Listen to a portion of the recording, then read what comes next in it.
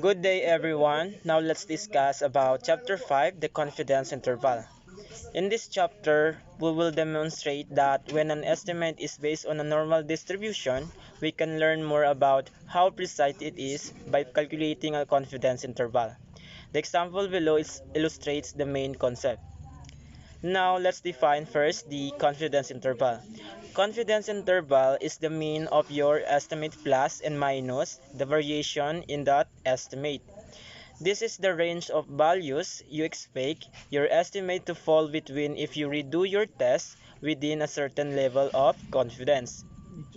Confidence in statistics is another way to describe probability. So, it's a range of values na nakapalibot sa sample estimate kung saan malaki ang possibility na naroon ang tunay na halaga ng isang population. Let's move on to 5.1, large sample confidence interval for population mean. Let x sub 1 or 2x sub n be a large or the sample size greater than 30 random sample from a population with mean and standard deviation. So that sample mean is approximately normal. Then level 100 times 1 minus alpha percent confidence interval for mu is sample mean plus minus z sub alpha over 2 times standard deviation or standard error, where standard error is equal to standard deviation over square root of sample size. When the value of population standard deviation is unknown, it can be replaced with the sample standard deviation or S. Open one example.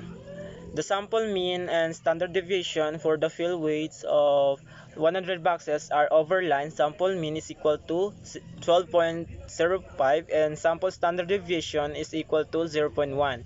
Find an 85% confidence interval for the mean field weights of the boxes.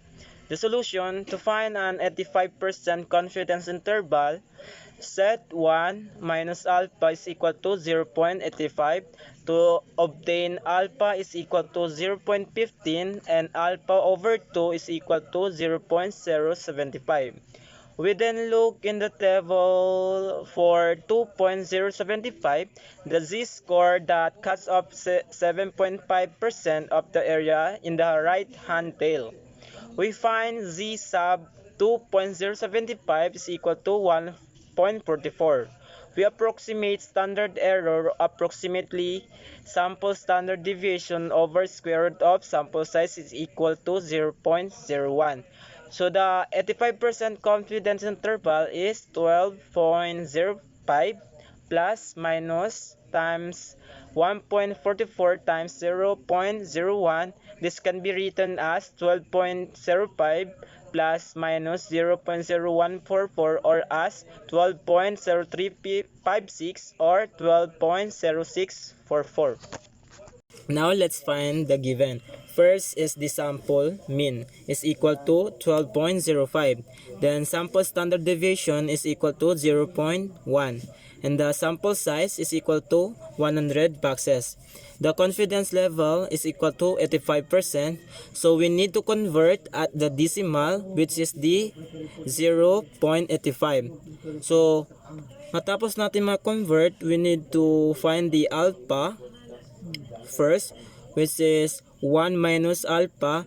So our alpha there, this is 0.85. So 1 minus 0.85 is equal to 0.15.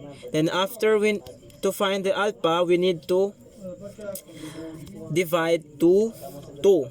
So alpha divide 2 is equal to 0.15 over 2.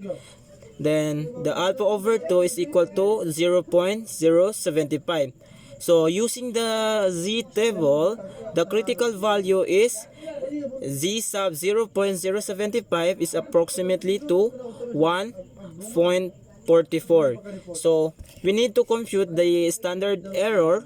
Then the formula of standard error is the standard error is equal to sample standard deviation over square root of sample size is equal to 0.1 over square root of 100. So our standard error here is the 0.01. So compute the margin error. So the margin error is ME is equal to Z sub alpha over 2 times standard error. So our Z sub alpha over 2 is equal to 1.44. So we need to times at standard error, which is the value of standard error is equal to 0.01. So our margin error here is equal to 0.0144. So now compute the confidence interval. So confidence interval is equal to 12.05 plus minus 0.0144. Then ang answer niya is 12.0356 and 12.0644. Now, what is confidence level? Confidence levels tells us how sure we are that confidence interval contains the true value.